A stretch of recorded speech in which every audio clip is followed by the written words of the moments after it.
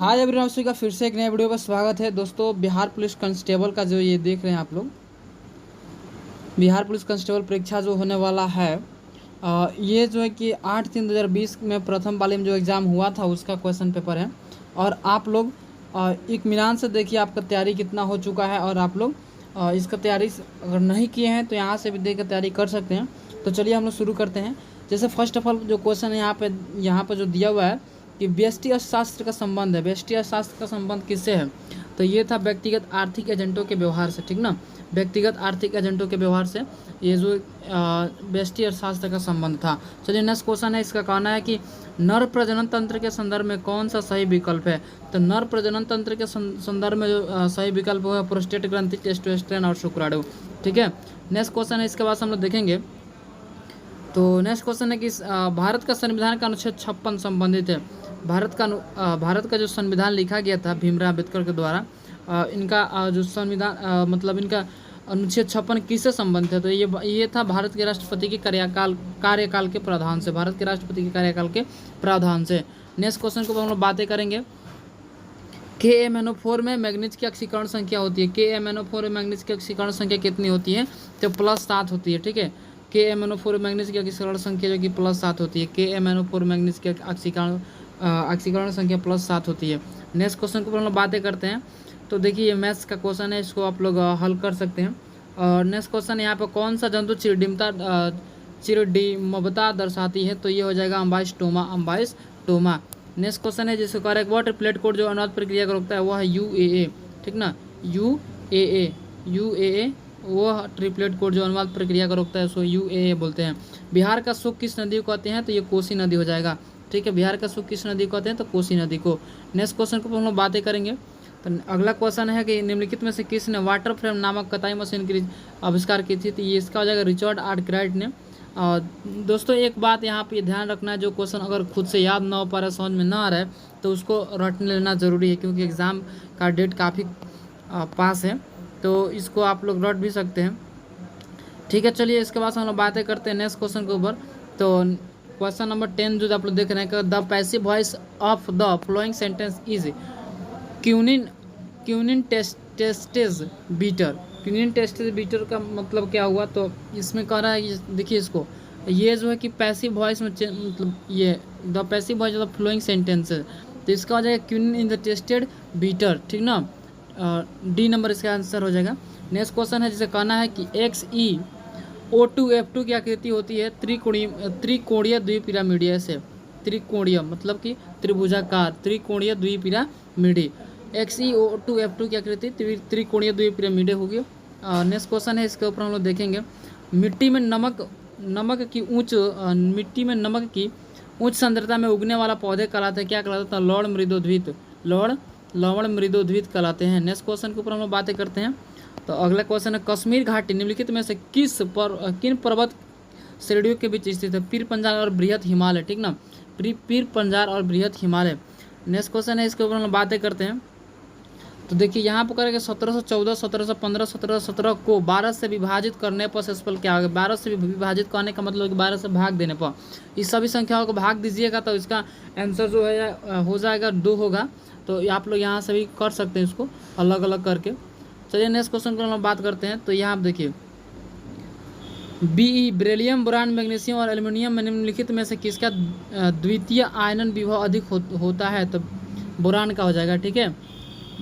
Next question है जिसका करें नेचुरल सिलेक्शन का सिद्धांत किससे प्रतिपादित है? नेचुरल सिलेक्शन का सिद्धांत जो है किससे प्रतिपादित है? नेचुरल सिलेक्शन का सिद्धांत जो है कि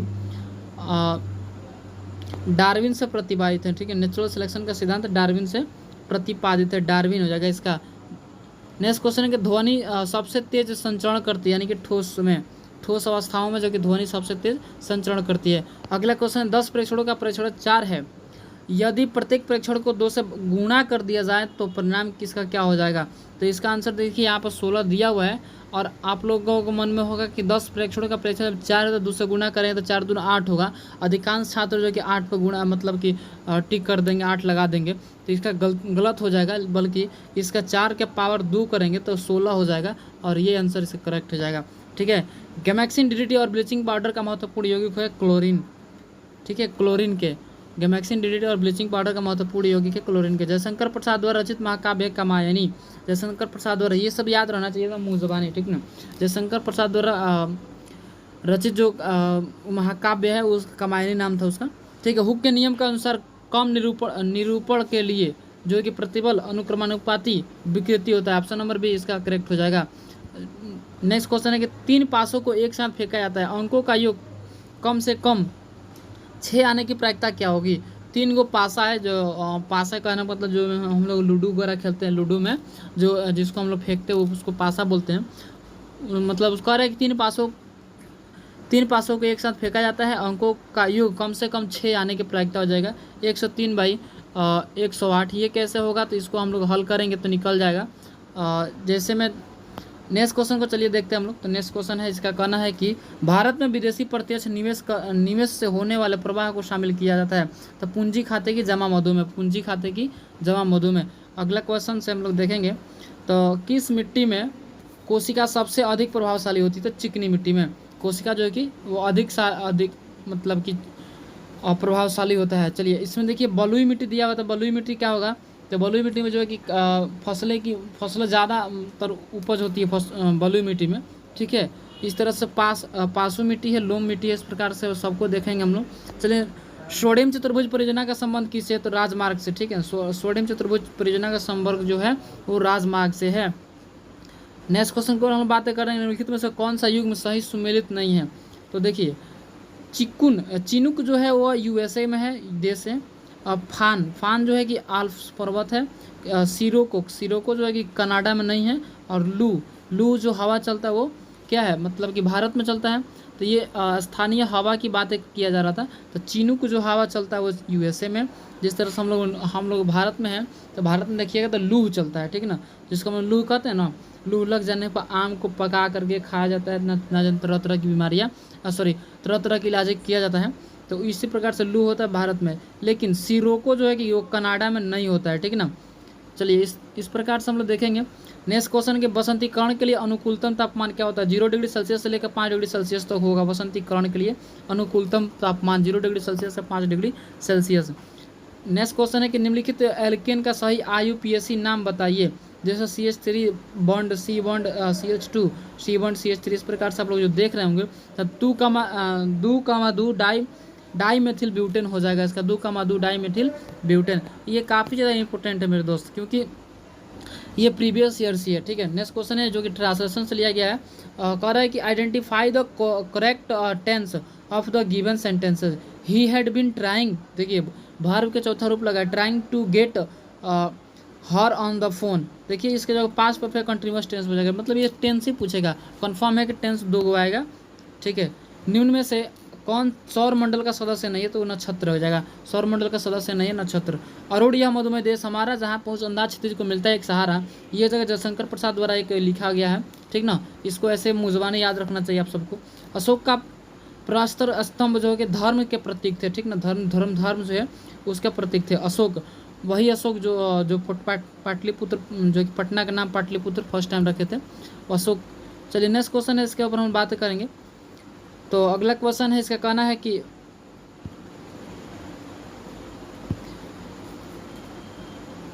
अधिकारों का आदर्शवादी सिद्धांत मनुष्य के जो है कि नैतिक विकास पर बल देता है। अधिकारों का आदर्शवादी सिद्धांत मनुष्य के नैतिक विकास पर बल देता है। नेक्स्ट क्वेश्चन देखिए, ये जो है कि क्लास 12 से है, लेकिन घबराने की कोई बात नहीं है। लेकिन इस बार जो है क्लास 10th स्तर से जो है कि क्वेश्चन पूछा जाएगा।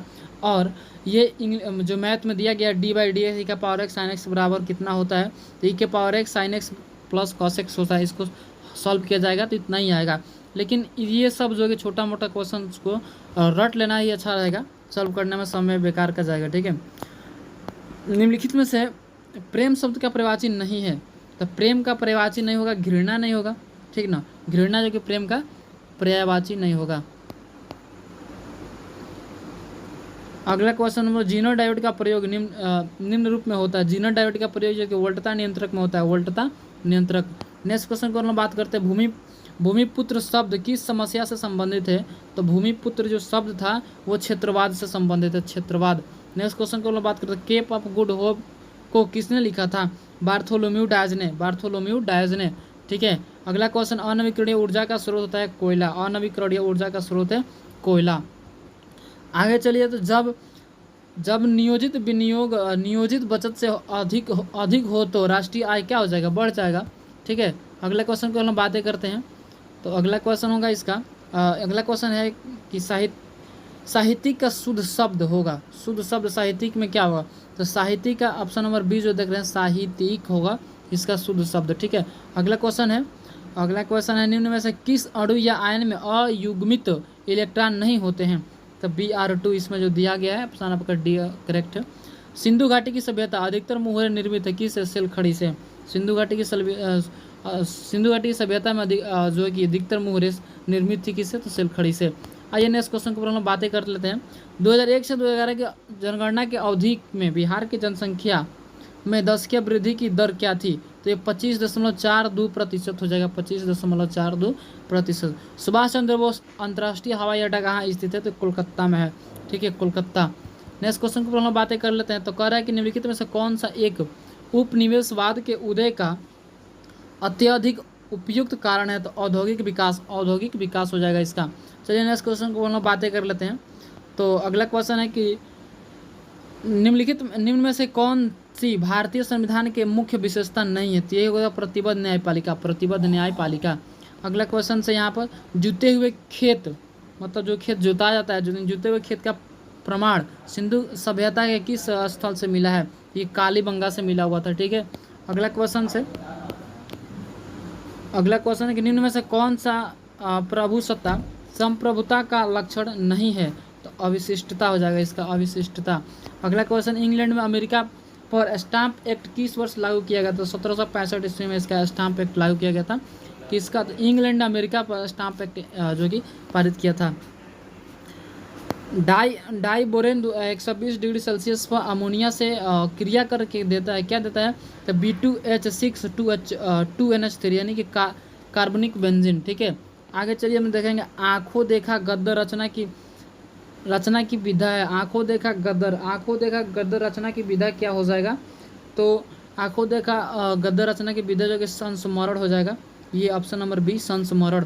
आइए नेक्स्ट क्वेश्चन को बात करते हैं। भारत में जैव विविधता की दृष्टि से निम्नलिखित में से कौन सा तप्त स्थल में शामिल हुआ है, निम्न में जो कि पश्चिमी घाट इसका आंसर हो जाएगा, पश्चिमी घाट। फिर से एक बार क्वेश्चन को हम लोग देख लेते हैं। भारत में जैव विविधता की दृष्टि से निम्नलिखित में से कौन सा तप्त स्थल में शामिल है, तो हो जाएगा पश्चिमी घाट। एक इलेक्ट्रॉन और प्रोटॉन की द्विब्रोगली तरंगदैर्घ्य समान है, किसका वेग अधिक होगा, एक इलेक्ट्रॉन और प्रोटॉन की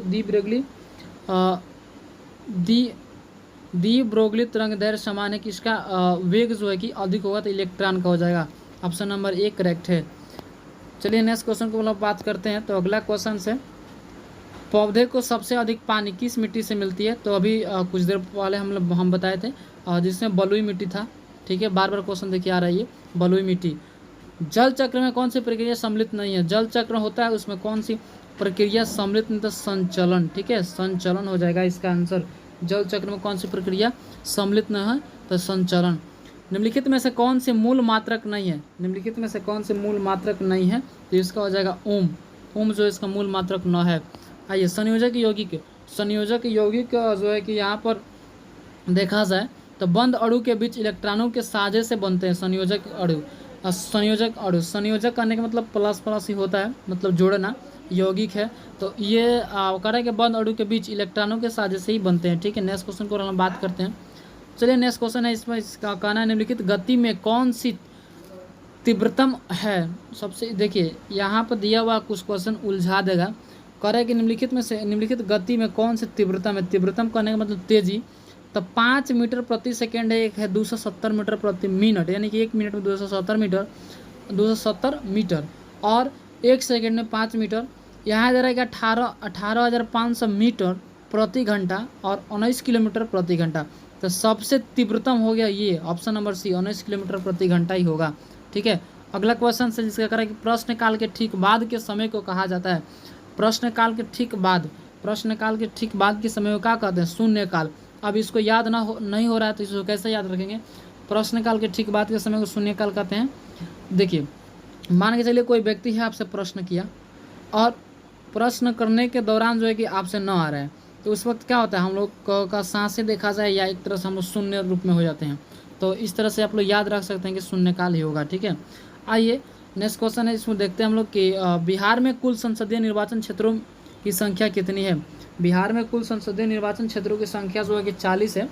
ठीक है, और इसको देखिएगा तो भारत में 543 है जहाँ आप लिखे हुए हैं, और अनुच्छेद 82 में ये है। ठीक है, आइए नेक्स्ट क्वेश्चन के ऊपर हम लोग बात करते हैं। जब वस्तु की कीमत बढ़ने पर कुल व्यय बढ़े तो मांग की कीमत की लोच क्या हो जाएगी, इकाई से अधिक हो जाएगा। ठीक है, नेक्स्ट क्वेश्चन को हम लोग बात कर लेते हैं। तो नेक्स्ट क्वेश्चन है, यहाँ पर कह रहा है कि कुल गाड़ी जो कि सोना के लिए प्रसिद्ध है। ठीक है, सोना जो है मतलब उसके लिए कुल गाड़ी प्रसिद्ध था। आइए नेक्स्ट क्वेश्चन को बात करते हैं। एसआई मात्रकों का वोल्टेज मान नियतांक का मान कितना होता है, तो 1.38 × 10⁻³ केजे यूनिवर्स होगा इसका। नेक्स्ट क्वेश्चन पर हम लोग बातें कर लेते हैं। निम्नलिखित में से कौन सा एक कार्बोहाइड्रेट नहीं है, तो ग्लाइसिन। ठीक है, ग्लाइसिन जो एक कार्बोहाइड्रेट नहीं है। जो कम बोलता है उसके लिए उपयुक्त शब्द है मितभाषी। ठीक है, मन में बोलना यानी कि मितभाषी। चलिए, भाषण और अभिव्यक्ति की स्वतंत्रता का अधिकार प्रदत्त करते हैं कौन, संविधान के अनुच्छेद 19 के द्वारा। ठीक है, संविधान के अनुच्छेद 19 के द्वारा भाषण और व्यक्ति की स्वतंत्रता का अधिकार प्रदत्त करता है। चलिए नेक्स्ट क्वेश्चन है, कह रहे कि विद्यालय की इमारत के रख रखाव पर किया जाने वाला खर्च क्या है, तो राजस्व व्यय हो जाएगा। राजस्व व्यय, विद्यालय की इमारत की रख रखाव पर किया जाने वाला खर्च जो है कि राजस्व व्यय हो जाएगा। इसको याद करने का लिए आसान तरीका ये है कि विद्यालय वगैरह सब ये जो बनता है सरकारी स्कूल आप लोग देख रहे हैं, तो ये राज्य सरकार के द्वारा ही बनता है। इस तरह से हम लोग करके इसको याद रख सकते हैं। ठीक है, राजस्व व्यय करके। आइए नेक्स्ट क्वेश्चन को हम बात कर लेते हैं। तो नेक्स्ट क्वेश्चन है कि आचार्य रामचंद्र शुक्ल द्वारा रचित कविता किस प्रकार का संबंध समीक्षात्मक हो जाएगा, इसका आंसर ऑप्शन नंबर 1 करेक्ट हो जाएगा। नेक्स्ट क्वेश्चन है, गौतम बुद्ध ने धर्म चक्रवात कहाँ से आरंभ किया था। ठीक है, गौतम बुद्ध ने धर्म चक्रवात कहाँ से आरंभ किया था, तो सारनाथ से। ठीक है, सारनाथ हो जाएगा इसका। अगला क्वेश्चन है कि पूछताछ यानी कि पुष्टा घास प्रदेश कहाँ पाए जाते हैं। पुष्टा जो है कि यहाँ देखा जाए तो देखिए इसका आंसर जो हो जाएगा हंगरी होगा। ठीक है, हंगरी। लेकिन हम लोगों को याद कैसे रखना है, हंगरी की राजधानी जो होता है बुडापेस्ट होता है। ठीक है, बुडापेस्ट। पुष्टा और पेस्ट कहने से कुछ मिलजुल हो रहा है, तो इस तरह से याद रख सकते हैं कि पूछताछ यानी कि पुष्टा जो कि हंगरी में पाया जाता है। ठीक है, चलिए नेक्स्ट क्वेश्चन को ऊपर बात कर लेते हैं। यह किसने कहा था राज व्यक्ति का पूर्वगामी है, तो ये जो है कि अरस्तु ने कहा था। ठीक है, अरस्तु। नेक्स्ट क्वेश्चन को हम लोग बात कर लेते हैं। नेक्स्ट क्वेश्चन यहाँ पर है कि ऊर्जा का वाणिज्यिक स्रोतों का विशुद्धता शामिल होते हैं। ऊर्जा के वाणिज्यिक स्रोतों में विशुद्धता शामिल होते हैं क्या, तो कोयला, तेल, जलावन की लकड़ी, वनस्पति अवशोष एवं कृषि अवशेष। नेक्स्ट क्वेश्चन है जिसका हम लोग बात करेंगे। तो नेक्स्ट क्वेश्चन उसे देखने से पहले इसको देख लीजिए। कोयला, गैस, तेल और जलावन की लकड़ी। ठीक है, ये ऑप्शन नंबर डी इसका करेक्ट है। का फिर से एक बार रिपीट कर लिया जाए। ऊर्जा के वाणिज्यिक स्रोतों में विशुद्धता शामिल होते हैं, क्या शामिल होते हैं, तो इसमें जो कि शामिल है कोयला, गैस और तेल। कोयला, गैस, तेल और जलावन की लकड़ी। ठीक ना। नेक्स्ट क्वेश्चन है, इसमें इसका कहना है कि निम्नलिखित में से कौन सा अणु SOS बंद प्रदर्शित करता है। निम्नलिखित में से कौन सा अणु SOS बंद प्रदर्शित करता है, तो H2S2O7 H2S2O7। आइए नेक्स्ट क्वेश्चन को हम बात कर लेते हैं। तो निम्नलिखित में से कौन सी संस्था पंचवर्षीय योजना की क्रियान्विति के लिए जिम्मेदार थी, तो योजना आयोग। ठीक है, योजना आयोग इसका आंसर हो जाएगा। आइए, पानी से बनने वाले बुलबुले में जो चमक होती है वह किस प्रक्रम के कारण होती है। पानी से बनने वाला जो बुलबुला होता है उसमें चमक होती है, वो प्रकाश के पूर्ण आंतरिक प्रवर्तन के कारण ही होता है। ठीक है, प्रकाश के पूर्ण आंतरिक प्रवर्तन के कारण। और प्रकाश की प्रकीर्णन की बात क्या कर लिया जाए, तो प्रकाश का प्रकीर्णन के कारण जो कि आकाश का रंग नीला होता है। ठीक है, चलिए नेक्स्ट क्वेश्चन को हम बात कर लेते हैं। निम्नलिखित विकल्पों में से प्राथमिक समंक संग्रह के 3 मूलभूत तरीका क्या है, तो वो हो जाएगा व्यक्तिगत साक्षात्कार, सर्वेक्षण, टेलीफोन। ठीक है, ये जो है कि निम्नलिखित विकल्पों में से प्राथमिक समंक संग्रह के 3 मूलभूत तरीकाएं हैं। आइए नेक्स्ट क्वेश्चन को हम बात कर लेते हैं। तो नेक्स्ट क्वेश्चन यहाँ से हम देखें, अखिल भारतीय उपभोक्ता मूल्य सूचकांक में सबसे ज़्यादा संयुक्त वजन वाला आइटम है, तो हो जाएगा खाद्य और पेय, मतलब खाना और पीना। ठीक है, आइए इसके बाद हम बात करते हैं यूलियन नियम के अनुसार ए इंटू ए प्लस ए बराबर क्या होता है। तो ए इंटू ए प्लस ए बराबर हो जाएगा आपका ए। अब आप लोग कन्फ्यूज होंगे, लेकिन विलियम नियम जो कहता है इसके अकॉर्डिंग ये ही होगा। ठीक है, आइए अगला क्वेश्चन को बात करते हैं, भारत में पूंजी खाते में परिवर्तनशीलता पर कौन सी समिति बनी थी। तो रंगराजन समिति से बनी हुई थी। ठीक है, रंगराजन समिति। नेक्स्ट क्वेश्चन को हम बात कर लेते हैं, तो भारतीय संविधान का अनुच्छेद 368 का संबंध किससे है। तो ये था 368 का संबंध जो हो जाएगा संविधान संशोधन से, संविधान संशोधन से। बिहार एवं उत्तर प्रदेश राज्यों की सम्मिलित परियोजना हो जाएगी गंडक परियोजना। बिहार और उत्तर प्रदेश के बांटने वाला जो राज्य है, मतलब बिहार और उत्तर प्रदेश को बांटने के लिए जो मतलब कि एक समझाता बॉर्डर बनाया गया था, गंडक नदी कहिए या गंडक परियोजना कहिए, उसके अंतर्गत जो है कि बिहार और उत्तर प्रदेश बांटा हुआ है। नेक्स्ट क्वेश्चन को हम बात करते हैं, भारत की कौन सी नियतांक आयात नीति ने ऋणात्मक सूची के अलावा सभी मदों को स्वतंत्र आयात की अनुमति दी है। भारत की एक बार फिर से देख लिया जाए, तो भारत की कौन सी निर्यात आयात नीति ने ऋणात्मक सूची के अलावा सभी मदों के स्वतंत्र आयात की अनुमति दी थी 2015 से 2020 के अनुसार। ठीक है, एड्स रोग के जनक कौन है। एड्स रोग किससे होता है, तो विषाणु से होता है। ठीक है, एड्स रोग जो है कि विषाणु से होता है। नेक्स्ट क्वेश्चन को हम बात कर लेते हैं, रासायनिक परिवर्तन के लिए असत्य कथन छांटिए। रासायनिक परिवर्तन के लिए असत्य जो कथन है उसको छांटना है। तो ये हो जाएगा यह उत्क्रमणीय परिवर्तन है, यह उत्क्रमणीय परिवर्तन है। नेक्स्ट क्वेश्चन को हम बात कर लेते हैं, तो अगला क्वेश्चन है, निम्नलिखित में से कौन सौर मंडल का भाग नहीं है। ठीक है, सौर मंडल का भाग नहीं है, निम्नलिखित में से कौन सौर मंडल का भाग नहीं है, तो हो जाएगा निहारिका, निहारिका। अगला क्वेश्चन है, मानव के रुधिर का विडाल टेस्ट किसके संक्रमण को दर्शाता है। तो साल्मोनेला टाइफी, साल्मोनेला टाइफी। निम्न में से कौन सा भाग मनुष्य के मादा प्रजनन तंत्र में नहीं होता है। देखिए, एक होता है नर प्रजनन तंत्र और दूसरा होता है मादा प्रजनन तंत्र। ठीक है, एक नर और मादा में देखा जाए तो नर में जो होता है वो अंडाणु होता है, शुक्राणु होता है, और मादा में जो होता है वह अंडाणु होता है। तो इस बात को ध्यान रखना है, क्योंकि मादा में अंडाणु होता है जो कि 7 दिनों के बाद से अंडा फूटता है, तो एक शिशु के रूप में पकड़ता है। तो देखिए, नर में जब बात किया जाए तो ये तो हो जाएगा शुक्राणु। ठीक है, और मादा में बात किया जाए तो अंडा से। ठीक है, अंडाणु। तो ये क्वेश्चन करा कि निम्न में से कौन सा भाग मनुष्य के मादा प्रजनन तंत्र में नहीं होता है, तो अंडवाहिका हो जाएगा। ठीक है, अंडवाहिका इसका मादा की जब बात कर रहा है तो इसका हो जाएगा शुक्रवाहिनी, यानी कि शुक्राणु। शुक्रवाहिनी जो एक नर में होता है, मादा में न होता है। ठीक है, आगे आइए, तो मेसोपोटामिया का अभिप्राय क्या था। और मेसोपोटामिया का अभिप्राय जो होता है दसला प्रात और नदियों के बीच उपजाऊ धरती, दसला प्रात और नदियों के बीच उपजाऊ। थैंक्स फॉर वॉचिंग, मिलते हैं किसी नए वीडियो के साथ, तब तक के लिए जय हिंद।